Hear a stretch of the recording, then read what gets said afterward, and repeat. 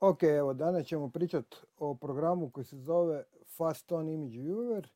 Faston Image Viewer je program koji, kako se zove, nam koristi za, u principu prvenstveno za pregledavanje fotografija, ali nekad je to bio samo preglednih fotografija, danas je puno više. Dakle, ono što danas nam treba kad hoćemo hrpu fotografija objaviti na nekakvom webu, na web stranici, na Facebooku, bilo koje, čak i na Instagramu i na bilo kojem drugom socijalnoj mreži, uvijek treba te fotografije, pa bilo one možda i sa mobitela, ne bi bilo loše da ih smanjimo za te socijalne mreže i tako dalje, zato da jednostavno dobijemo i na brzini otvaranja, na brzini, kako se zove, ali to je danas sa današnjim internetom i nije toliko bitno, ali možemo urediti, dakle možemo kropat, dakle smanjiti nekakve fotografije, odrezati ono što je bitno.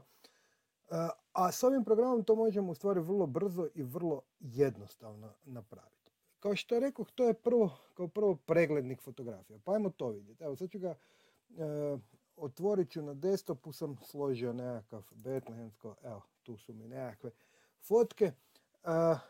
Kliknut ću ih gore, samo ovo nam ne treba.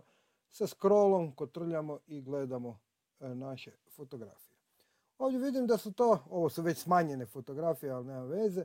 Dakle, ali ovdje nam kaže gore u kutu da je to 3500 puta 2333 piksela, da ima 8,17 milijuna megapiksela.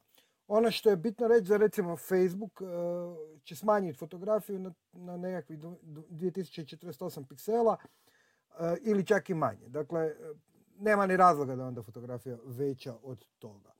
Dakle, ovdje gore imamo preglednik fotografija ili scrollanje. Lijevo imamo nekakve alate. Dakle, samo sam mišem kliknuo u lijevo kad sam otvorio fotografiju i imam nekakve alate. Desno imam opet nekakve informacije o samoj fotografiji. Dolje opet imam nekakve alate koje, kako se zove, možemo koristiti. Pa recimo da ove fotografije hoću još malo ju smanjiti. Odem tu lijevo, imam crop i sad hoću, ono nije freehand, nego u originalnom ratiju, dakle ratio da je isti kao i fotografija, opet za rub i evo mogu ju malo kropnuti jer nam kao sve to ne treba. Sad ovo možda i nije najbolji primjer, ali evo, kropnuo sam. Druga stvar koju mogu napraviti, imam čak nekakav crowboard, drawboard, cloning hill i red eye removal. Imam auto adjust color, dakle on će tu sad nešto malo popraviti boje, lighting, dakle šta ovdje mogu? Mogu dići malo shadowse, sad sam već malo pretjerao možda, mogu spustiti highlights, dakle napraviti nekakve stvari. Ono što sa X-om vraćamo na početak. Dodat kontrasta, X, dodat saturaciju, X, dakle eto. Šta god napravio, ovdje hold down da vidim šta sam napravio. Neću ništa raditi na ovoj fotografiji.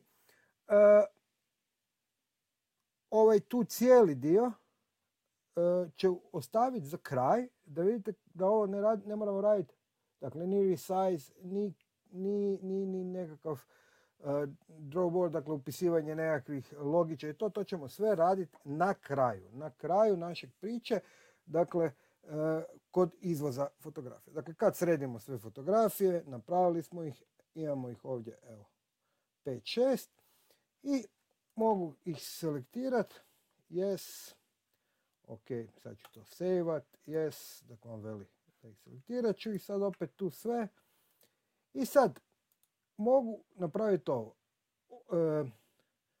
Dakle, mogu odavdje edit u nekakvom drugom.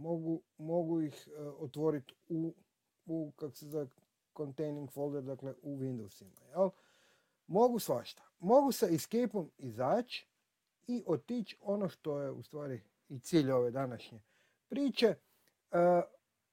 Izaći i otići u Tools i ovdje imam batch convert selected image, odnosno dakle, šta sve mogu napraviti sa tim slikicama.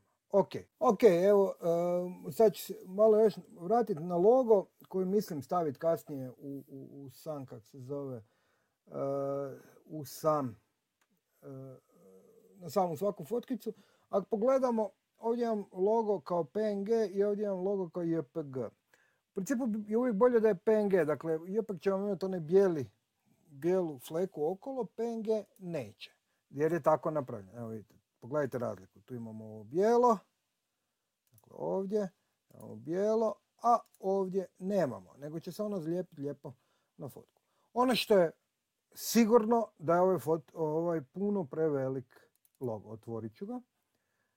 Idem na resize i sad možemo ići u bilo čemu, u pikselima, ali uvijek ostavite da su isti pikseli.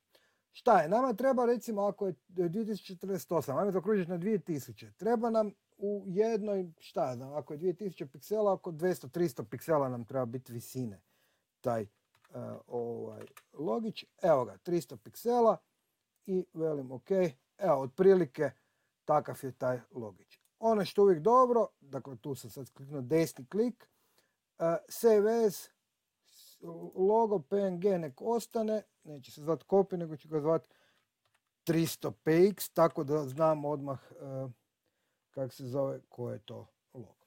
Ok, to sam napravio i sad se vraćamo na onu priču. Dakle, ovdje do ovdje hoću tools, convert selected images. Hoću tu browse, dakle ovdje output folder, browse, ovdje sam ja to stavio kao novi folder, kliknuo sam na create folder, u folderu u kojem su mi fotke kao smanjeno ili sređeno u ovom slučaju za sam izvoz i onda stavljanje na nekakve društvene mreže. Advanced options, tu ću koristiti samo resize i resize based on one side, dakle samo na jednoj stranici fotke i reći long side i ovdje smo rekli 2048 da nam treba. Zašto je bitno ne in pixel, in postotku, dobro, print size? Bitno je zašto long size? Zato da kad je dakle portretna fotografija ili horizontalna i kad je pejzažna, odnosno vertikalna fotografija, da on uvijek ovu dulju liniju smanjuje, a ne da smanjuje u jednom slučaju dulju i u drugom slučaju kraću. Filter ja stavljam bicubic. Zašto je to tako, nije ni bitno sad. I dodat ću još watermark, dakle taj žig dolje. Ok, di mi je žig, rekao sam u betlehemskom i sad evo 300 piksela, open. Evo tu je, dakle on će se staviti u nekakvih 300 piksela bottom right. Ok, to bi bilo onda to. Vidite, možete ga pomicati, ja evo, tu ću ga staviti. Ok, pesti, mogu ga malo smanjiti, ali ne, nek bude baš tako. Ok, možete mu dodati shadow, evo, foraz gleda se shadow, stavit ću shadow. Ok, rename mogu, ne moram, ok, sve ovo ćemo ostaviti i velim convert. Tuf, done. Dakle, 10 puta je smanjio. 10 puta je smanjio. Otprilike 10 puta je smanjio fotku.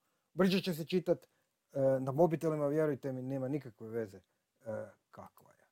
Fotka done i sad idemo u sređeno, da ih vidimo. Evo ga, odlično. Dole mi je. Eto. To je to. Sad smo i to složili, stavili smo, kako se zove, naš logić, tu je, super, escape-am, mogu stavljati sad koji god hoću. Toliko od mene, možda ćemo snimati dalje.